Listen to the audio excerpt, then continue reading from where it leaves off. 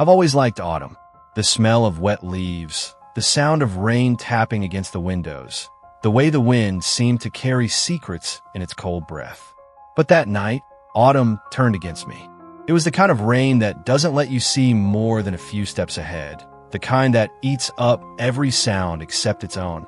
I was walking home after staying late at work, refusing to wait for the last bus because I thought a 30-minute walk would be nothing. The streets were nearly deserted, slick with water that reflected the yellow glow of the lamps. Each step splashed in puddles, and the rhythmic patter of rain on my hood gave me a strange sense of isolation, like I was the only person alive in the city. At first, I found it almost calming, but soon the feeling shifted that I noticed it when I passed the old park. The trees looked skeletal under the rain, their branches twitching like fingers against the wind. The path ahead curved into deeper darkness, where the streetlights didn't reach. And that's when I heard it. Another set of footsteps, not behind me, not ahead, to the side. The sound came from the park itself, beyond the black iron fence. I stopped, thinking maybe it was just the water dripping from branches. But no, it was deliberate. Wet shoes against pavement. Keeping pace with mine, I tried to ignore it, speeding up, my boots slapping against puddles. But the steps matched me, never closer, never farther. I didn't dare look directly into the park. Out of the corner of my eye, I thought I saw a movement, a shape, pale against the wet dark, keeping stride that I told myself I was imagining it. The rain, the shadows, my own paranoia. But when I passed the broken section of the fence, I couldn't help it. I glanced in. Someone was there, a figure, tall and thin, standing between the trees, completely still. No umbrella, no hood, just soaked through, their head tilted as if watching me. I turned my face forward and walked faster, heart pounding. My breath fogged against the damp air, and every drop of rain felt heavier. The streets I'd walked 100 times before seemed strange, twisted, like they were stretching farther. When I reached the corner, I risked another glance back. The figure was gone, but the footsteps hadn't stopped. I tried to convince myself I was imagining it. The rain was deafening, drowning out everything, and maybe my mind had twisted the echoes of my own steps into something else. That was logical. That was safe. But logic began to crumble the moment I turned down my street. The IT wasn't a long road, just a narrow stretch lined with dim lamps and half-abandoned houses, their windows dark. But the moment I set foot on it, the air changed. The wind died down. The rain no longer felt like it was falling from the sky, but like it was being poured directly onto me, heavier, colder. And then came the footsteps again. This time, I could hear them clearly. Behind me. Not in the park, not to the side. Behind me. I didn't want to turn around, but every nerve screamed at me to confirm what I already feared. Slowly, I looked over my shoulder, tea first. I thought no one was there. The street was empty, glistening under the lamps. But then I saw it. A figure, standing just at the edge of the light, too far to make out details, too close to pretend I hadn't seen it. It wasn't moving. Just standing, I whipped my head forward and walked faster. My shoes slipped against the wet pavement as I nearly jogged, splashing through puddles, refusing to look back again. But I could feel it. That heavy sensation, like eyes burning into the back of my neck. The unmistakable awareness of being followed, that MY house wasn't far. 3 blocks. 2 blocks. My breathing was sharp, ragged, and my hands were slick with rain as I fumbled for my keys in my pocket, even though I wasn't there yet. I kept repeating in my head, almost home, just get inside, lock the door. But then the footsteps changed. They weren't slow anymore. They weren't pacing me. They were coming faster, slapping the water, closing the distance. Panic broke me. I broke into a full run, splashing blindly, lungs burning, heart slamming so hard I thought it might burst. The street stretched endlessly, every lamp flickering, every shadow deepening.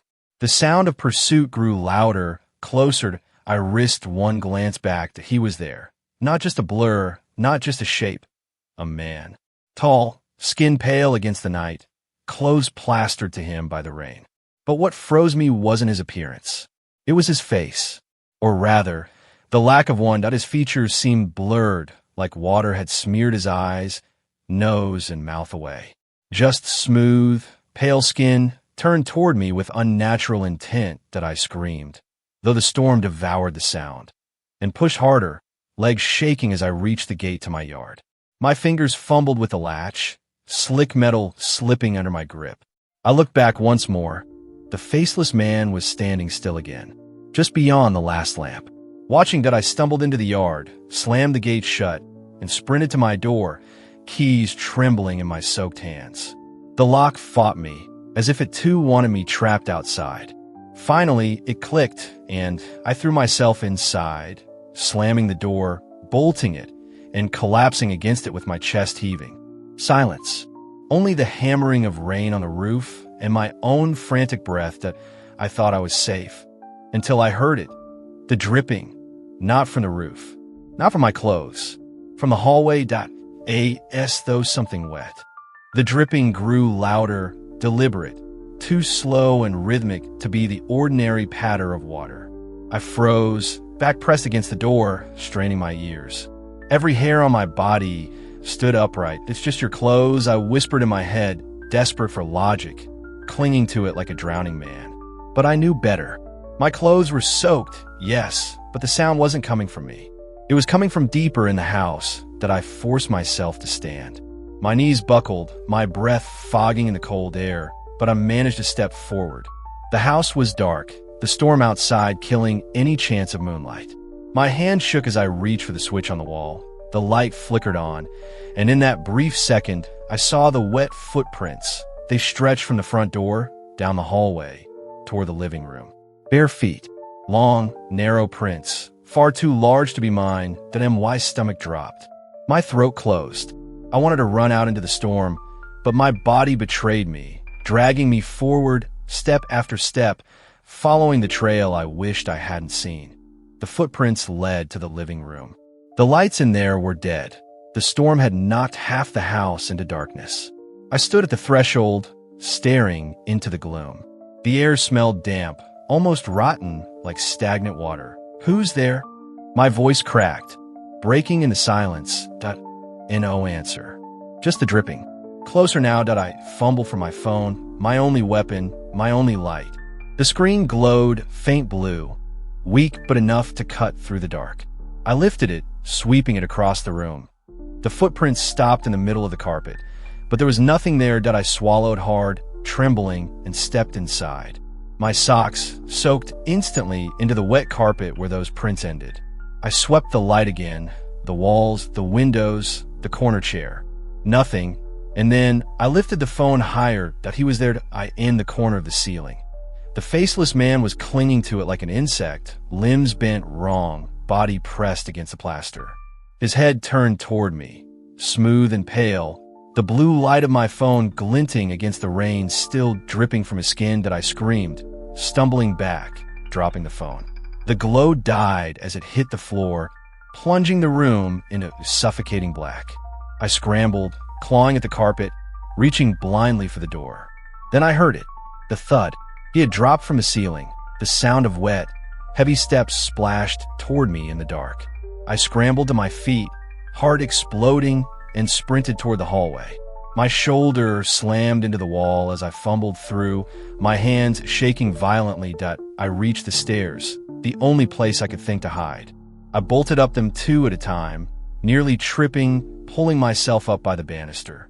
Behind me, the wet footsteps followed, slower but steady, echoing with each step to the top. I darted into my bedroom and slammed the door shut, locking it, dragging the dresser across the floor with every ounce of strength I had left. My breath came ragged, chest heaving, throat raw from silent screams. Silence. No steps. I waited, ears straining, praying, begging for nothing. But then, the dripping returned. Just outside my door, I clamped a hand over my mouth, tears spilling hot across my cheeks. The wood groaned as weight pressed against it, slow, deliberate. And then, impossibly, I heard his breath. Except it wasn't breath. It was water, like a river rushing, bubbling, spilling through unseen lungs. The sound seeped through the door, into me, and then came the whisper, not words, just a wet, gurgling noise, but I understood it. It was calling my name that had followed me in. The whisper clung to me, a wet sound crawling into my ears, into my skull, until I felt it vibrating in my teeth. My name, over and over, drowning in that gurgle, like someone tried to speak while submerged underwater, that I pressed my back harder against the dresser, nails digging into the wood. My whole body shook, lungs barely taking in air. I wanted to scream, to shout, to beg it to stop, but I couldn't make a sound. My voice was gone. The dripping slowed. A silence heavier than the storm outside pressed against my door. I waited, each second stretching into eternity. Then, not 0.3 times. Slow, hollow, right against the wood, my heart stopped. The lock rattled, the handle twisting as though unseen fingers tried it once, twice. Then it stopped again, that I thought maybe it was gone. That maybe if I waited long enough, I could sneak out, run into the storm, disappear into the night. I crouched low, clutching my knees to my chest, rocking slightly as I listened to the rain pounding against the windows. Minutes passed, and then I heard it again, but not at the door. Inside the room, a drip, my head snapped up. The sound was behind me, near the closet. My phone was still downstairs, so I had no light, just the faint glow of the storm outside seeping through the curtains. My hands shook violently as I turned my head toward the closet door. The dripping grew louder. Steady, patient, that I forced myself up, every step like dragging my body through mud. I reached the window instead, fumbling with the lock, yanking it open. Cold rain and wind tore into the room instantly. My plan was madness, to jump from the second story into the mud below, but staying was worse. And then I saw in the reflection of the glass. The faceless man, he stood directly behind me, his head tilted, smooth skin glistening in the faint lightning flashes. No eyes, no mouth, but I felt him staring, felt the weight of his gaze in a place deeper than flesh. That I spun, screaming, but there was nothing there. Just the empty room. My chest heaved, tears streaming hot despite the freezing air. I climbed onto the windowsill, ready to throw myself into the storm, when a pale, wet hand slid out from the closet door and pressed against the floorboards. Another followed. The door creaked open, slow, deliberate, as if savoring the moment. And then he began to crawl out, impossibly long limbs bending and dragging, his body unfolding in jerks, like a spider dragged into the light that I didn't think. I jumped. The fall knocked the air from my lungs, mud splattering across my face, water swallowing me in a shallow ditch. I gasped, coughing, scrambling onto my hands and knees. My ankle screamed with pain, twisted badly, but I pulled myself up and limped into the rain. Behind me, the upstairs window banged open, and I looked back once, only once, and saw him.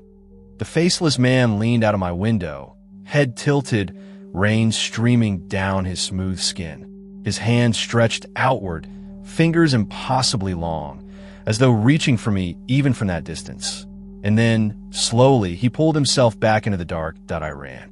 Or rather, limped, half-hobbled, half-crawled through the storm until my neighbor's porch light came into view.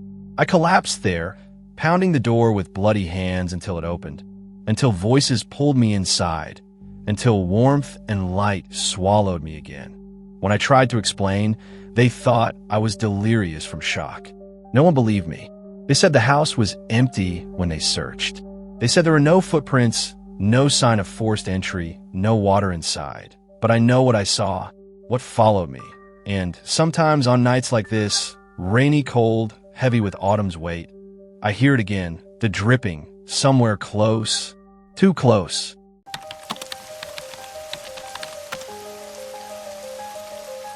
It was the kind of autumn rain that didn't fall in drops, but in sheets, a gray curtain that swallowed the entire street. By the time I left the train station, my coat was soaked through, water crawling down my neck. No matter how tight, I pulled the collar. The umbrella was useless. The wind bent it backward within seconds. The town was nearly deserted. I had never been here before. My reason for coming was mundane enough: to collect a box of old books that had belonged to my late great-uncle, a man I barely remembered. The lawyer who contacted me had said they were stored at his countryside house, and that the place would be demolished soon. Just pick up what you want, he told me, before the demolition crew clears it out. The walk to the house was longer than I thought. The road was lined with bare, skeletal trees, their branches rattling like bones whenever the wind shook them. The rain turned the leaves into dark, slippery patches that clung to my boots. Somewhere far behind me, a church bell rang, the sound dull and muffled by the storm. By the time I reached the house, twilight had already thickened into darkness. It was an old two-story structure with a sagging roof and boarded-up windows on one side.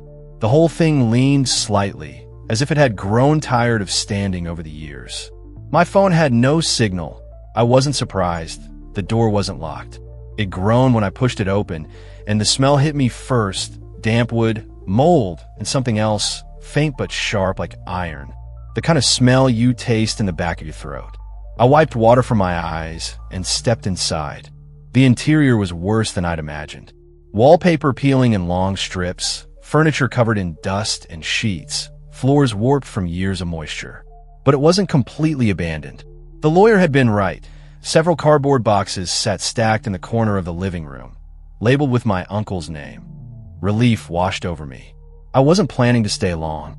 I bent down, opened one of the boxes, and immediately noticed something odd. Inside weren't books, at least not at first glance.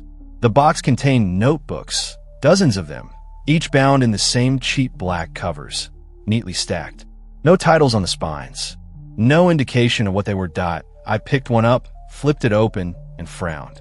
The handwriting inside was cramped, precise, almost obsessive. The words ran edge to edge on the page.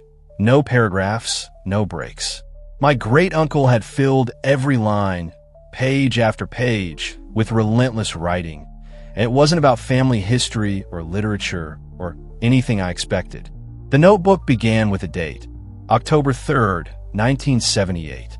Then, the rain has started again. I can hear them moving outside.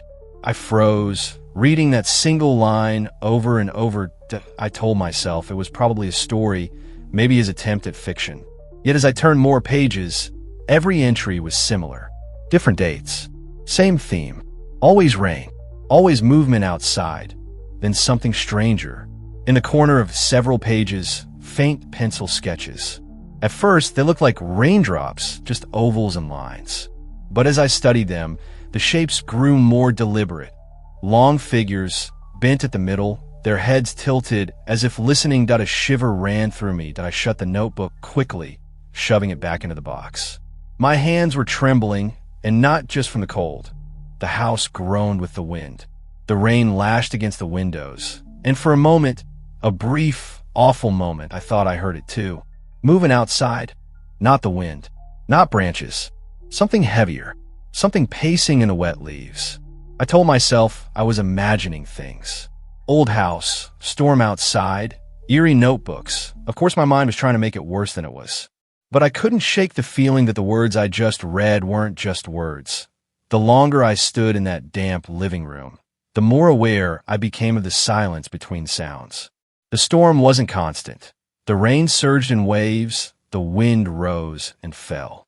But every time there was a lull, I swore I heard something moving across the soaked yard, slow, deliberate, almost dragging. I forced myself back to the boxes.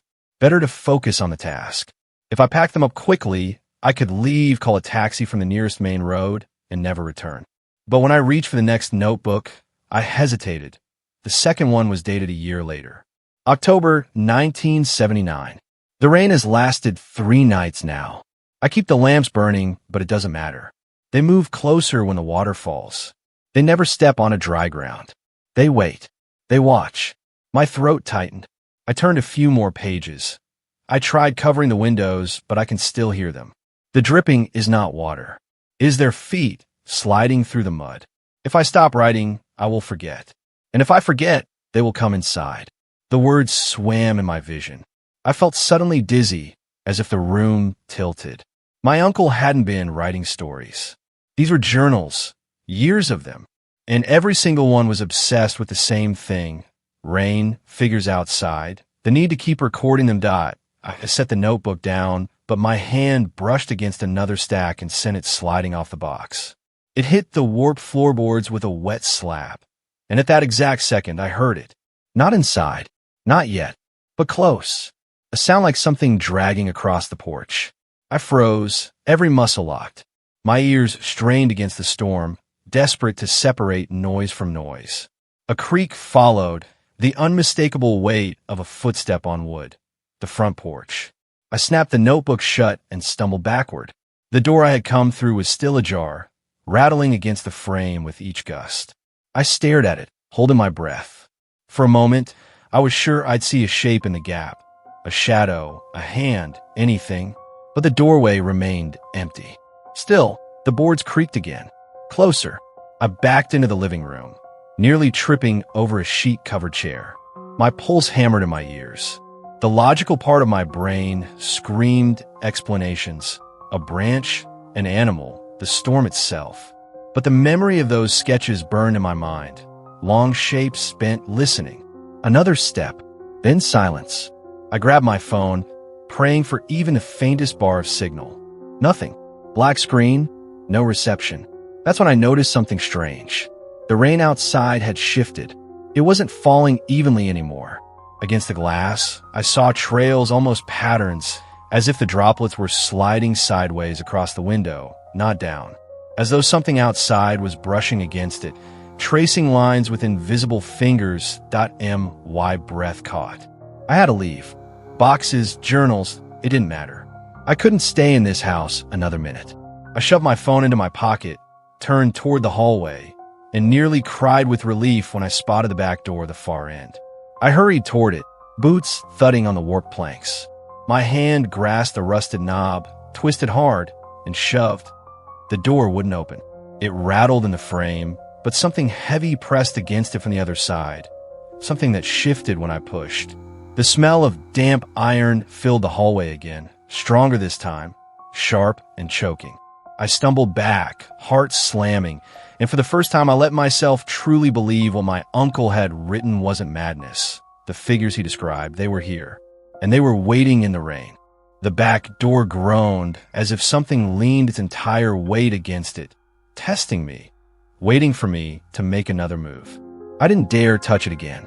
My breaths came quick and shallow, and every inhale dragged the smell of wet earth and iron deeper into my lungs that I spun, scanning the hallway for another exit. There was a narrow staircase at the far end, leading up into the shadows of the second floor. Not ideal, but at least it was away from whatever stood outside. I bolted up, my boots thudding too loud, echoing in the hollow frame of the house. Each step upward made me feel smaller, like I was being funneled into a trap. At the top, the hall branched into a row of rooms, doors all ajar, paint peeling in jagged strips. I ducked into the first one I saw, a bedroom.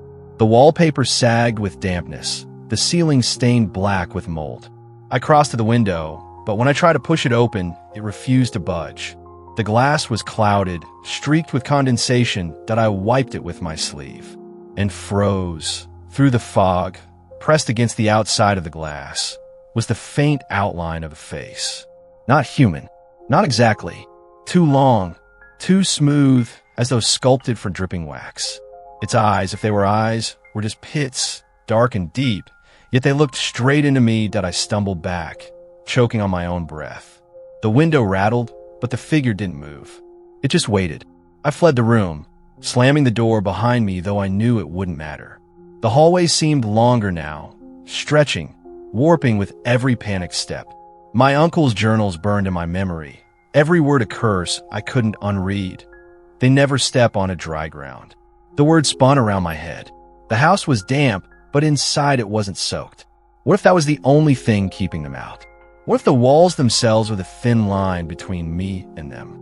But if that was true, why had the door resisted? Why the window? The next door I tried led to another bedroom. This one had a writing desk, and scattered across it were more journals. Older, mold-blackened, pages curling. My hand shook as I opened one. I no longer hear them outside. The rain has stopped, yet they remain. I see their shapes in the glass, even when it is dry. I think they have learned to wait. A floorboard creaked behind me. I spun. Nothing. Just a hall. But the sound hadn't come from the hall. It came from above. Slow, deliberate, weighty. The attic. I backed away, my eyes darting upward, half expecting to see the ceiling bow under some impossible weight. The storm roared outside, masking every other sound, until a single drop of water hit the desk beside the journal. Not from the ceiling. From the attic hatch. A wet spot spread across the wood. Another drop falling, then another, rhythmic, steady, as though something was dripping down through the cracks. I stumbled for the door, panic blinding me. But the second I stepped into the hall, the lights flickered. Weak bulbs that shouldn't even still work sputtered to life, buzzing faintly. Every door down the hall slowly creaked open. One by one, the air grew colder, dampness seeping into my skin as if the house itself had been submerged. I didn't wait to see what was coming through those doors. I bolted back to the stairs, nearly tumbling down in my desperation. The living room stretched before me again, warped in the flickering light. The journals lay scattered, the drawings of twisted silhouettes staring back. And then I realized something. The front door was still open. I could see the storm through the crack, wind blowing the frame inward. Rain lashed the porch. It was right there. My escape. But I hesitated, because in the dark gap of that open door I saw them. Not just one. Dozens. Shapes hunched and long-limbed, standing at the edge of the porch where the rain pooled. They didn't move. They didn't need to. They were waiting for me to step outside. For me to choose between the trap inside and whatever waited in the rain. And for the first time, I understood my uncle's final words. They wait. They watch. The storm's howl seemed to grow teeth, gnashing at the house with every gust. Rain streaked sideways against the open front door, a living curtain of silver. Behind it, their silhouettes stood tall and still, waiting as though the storm was their shroud that I didn't dare move closer. My body rooted itself to the floor, muscles locked. They didn't push inside, didn't cross the wooden porch, though the way their heads tilted in eerie unison told me they wanted me to. A floorboard creaked above. The attic. Again, forcing myself to look up, I saw the outline of the hatch. It pulsed with dampness now, droplets falling faster, splattering onto the hallway floor. A steady rhythm, as if something was bleeding through. I backed into the living room, heart thundering, caught between two horrors, the shapes waiting in the storm and the thing inside with me. A thought pierced my panic, sharp and unwelcome. What if this was their trap? The journals, the house, the illusions of safety, all of it designed to herd me where they wanted. I didn't want to believe it, but the longer I stared at the door, the more their stillness unsettled me. They weren't merely waiting. They were deciding. The attic groaned. Wood splintered. That broke me. I snatched the closest journal and hurled it at the fireless fireplace. Pages scattered across the stone hearth, a flurry of ruined words. I didn't even know why I did it. Anger, fear, defiance, but for a brief moment, I felt like I had cut through their suffocating control. I ran for the kitchen, hoping for a back exit. The air grew colder the deeper I went, damp with a weight that felt alive. Cabinets hung half open, drawers slumped from rotted wood. At the end, the rear door still stood, swollen from the rain. I reached for the knob and stopped. Reflected in the glass pane of the door wasn't me. It was the same waxy face I'd seen upstairs, only clearer now. Hollow pits where eyes should be. Its mouth stretched, not in a scream or snarl, but in something worse. A smile. I stumbled back, shaking my head, refusing to believe.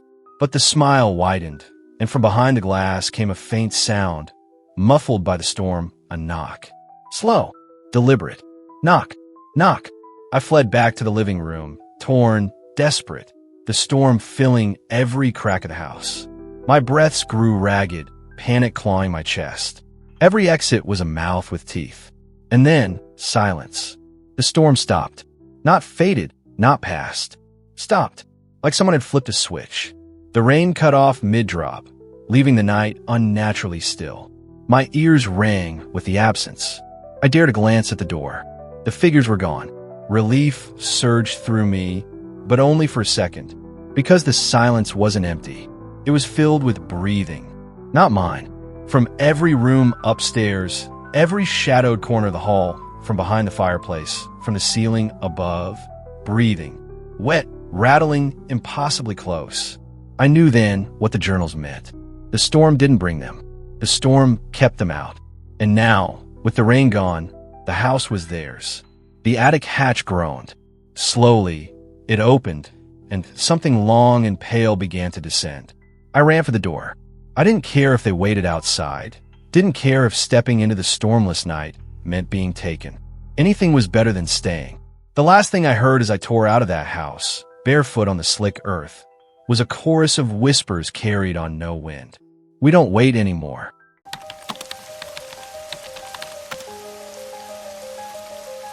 The rain had been falling since afternoon, steady and cold, washing the streets of the small town until everything gleamed under the amber glow of the lamps. By the time evening arrived, the drizzle had turned into a relentless downpour, the kind that blurred the world into shapes and shadows. It was a night meant for blankets and locked doors. A night where even dogs refused to bark. I had no reason to be out there. No reason except curiosity, the kind of foolish, gnawing curiosity that sneaks into your head when the world feels too ordinary. I told myself it was just a walk to clear my thoughts. But the truth is, I had seen something. Around dusk, while making tea, I'd glanced out my kitchen window and caught sight of a man standing perfectly still at the end of the street. No umbrella, no coat, just a dark figure letting the rain hammer his shoulders. He wasn't facing me, but the way his head tilted, slightly toward my house, left a sour taste in my mouth. When I looked again a few minutes later, he was gone. That should have been the end of it.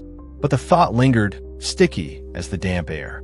Who stands like that in the pouring rain, not moving, not shivering?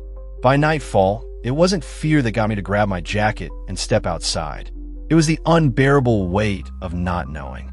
The rain greeted me immediately, soaking through the thin fabric within seconds. The street was empty, except for the silver ropes of water streaming down the gutters. I told myself I'd just walk to the corner, prove to myself nothing was there, and return. But halfway down, I saw them. Not a man, not even a person. At the far end of the street, in the halo of a flickering lamp, stood a shape. It looked human at first, tall, upright, but its edges seemed to shift when I stared too long, like the rain itself was trying to hide it. 1 second, it was a man in a long coat. The next, it seemed broader, head cocked unnaturally sideways. I froze. The rain was deafening, but the silence of that figure cut through everything. For reasons I still don't understand, I lifted my hand, maybe to wave, maybe to convince myself it was just some drenched passerby. My hand shook in the air like a flag of surrender. The figure tilted its head farther, impossibly far, until it looked as though its neck had snapped. I lowered my hand. My breath caught, and then the lamp above it sputtered once, twice, and went out. Darkness swallowed the corner. I should have turned around. I should have gone home. Instead, I stood there, dripping and trembling, waiting for the light to return. When it flickered back alive, the street was empty.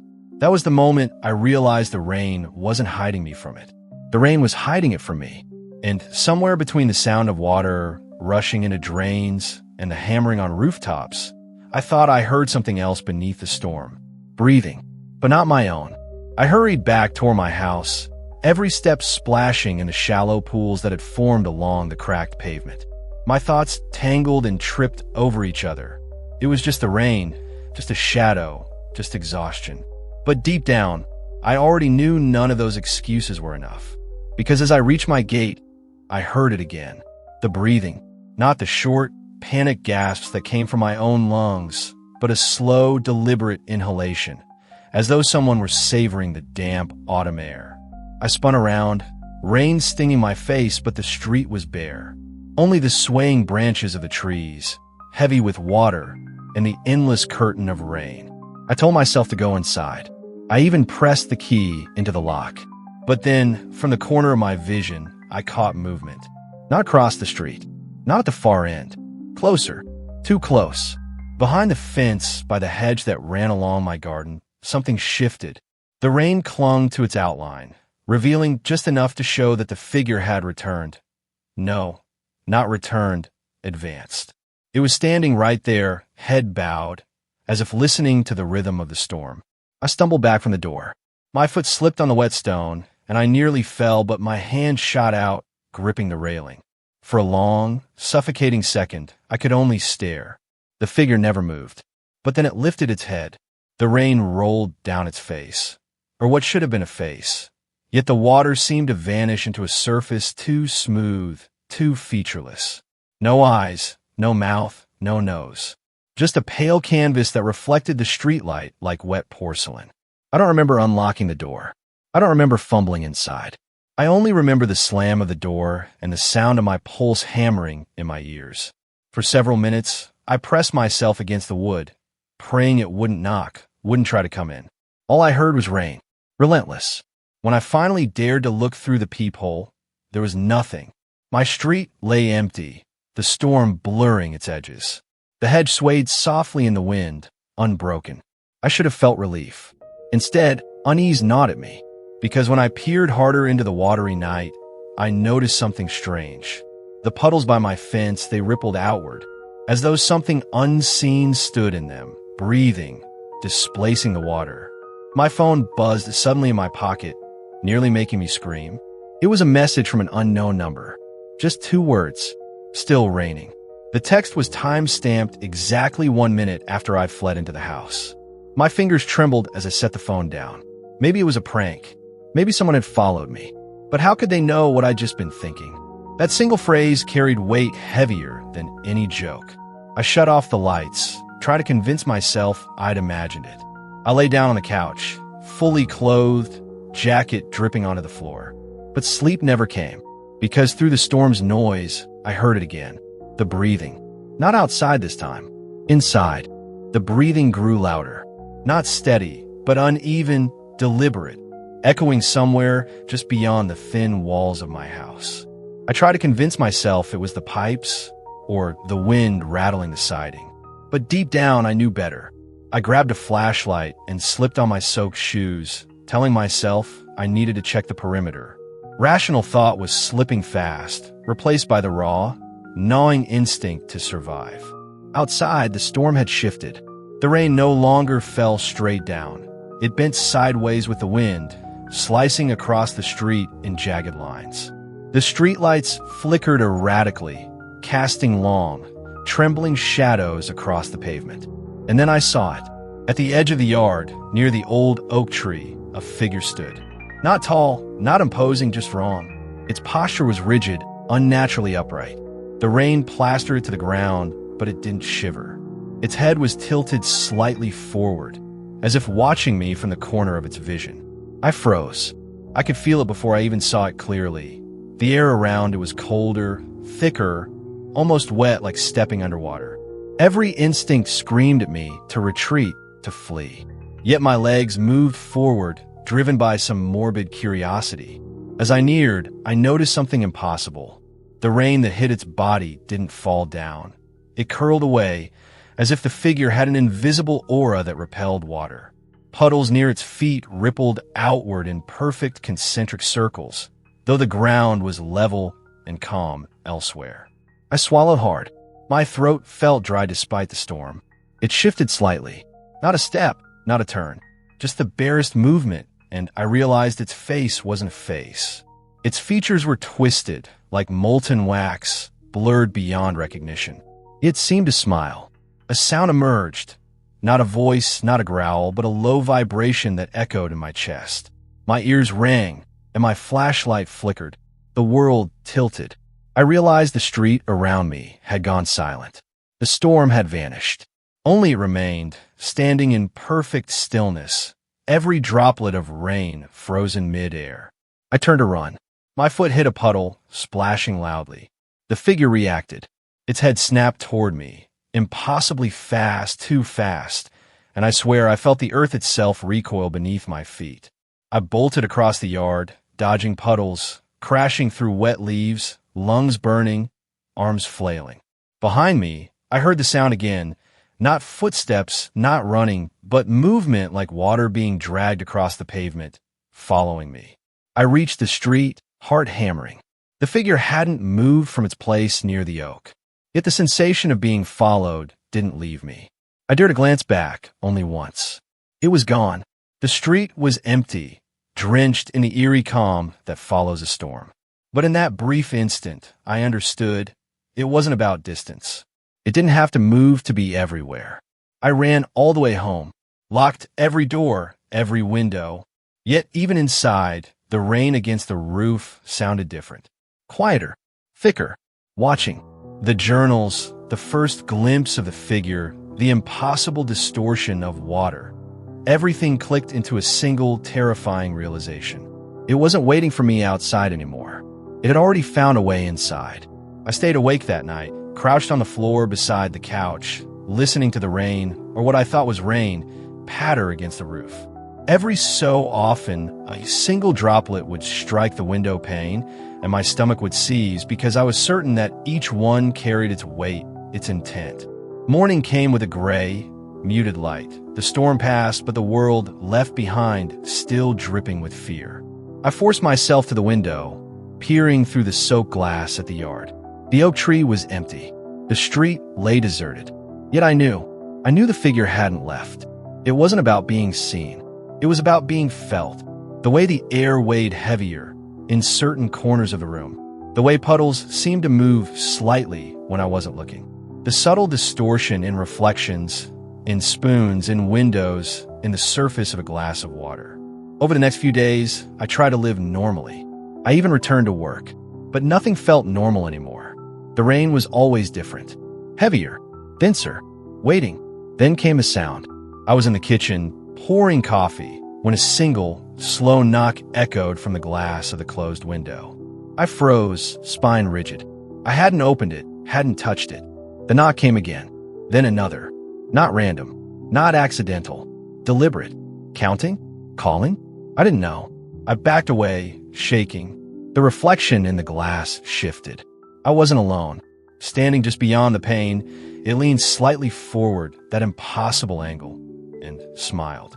Not a human smile, not meant to comfort or taunt. Something else entirely. The air grew thick. I could taste iron, like blood, wet and sharp, filling my mouth with every breath. My phone buzzed on the counter. Another message. Same unknown number. You see it now. I dropped the phone. My coffee sloshed onto the counter, staining my sleeves. I wanted to run. I wanted to scream. But my feet felt rooted. My hands trembled uncontrollably. The knock came again. Louder this time. Then, slowly, the rain outside began again. Not falling. Curling. Spreading in patterns across the yard, across the pavement, as if mapping something I couldn't understand. And in the midst of it, the figure stepped into a puddle. The water rippled in a way no natural physics should allow. Circles spread outward, moving toward my house. Toward me. I stumbled back, heart hammering, lungs screaming for air. I wanted to close the blinds, to barricade myself. But something compelled me to look. The figure's face was there, reflected in the glass. Smooth, perfectly pale. Its smile wider than before. And for the first time, I noticed what the reflection hid. Shapes moving behind it. Subtle, almost transparent, like shadows of the same thing, watching me. I bolted from the kitchen, through the living room, into my bedroom. I locked the door, pressed my back against it, and listened. The storm, or whatever it was, pressed against the house. The rain fell in impossible patterns. The knocks came at irregular intervals. I knew I could never step outside again. Not while it waited. Not while it was here. And then, when I thought the terror might pass, I heard it. The soft, wet sound of water sliding along the floor behind the bedroom door. I am trapped in my own house now, and I know, somehow, it is patient. It has all the time in the world. And the rain? The rain never truly stops.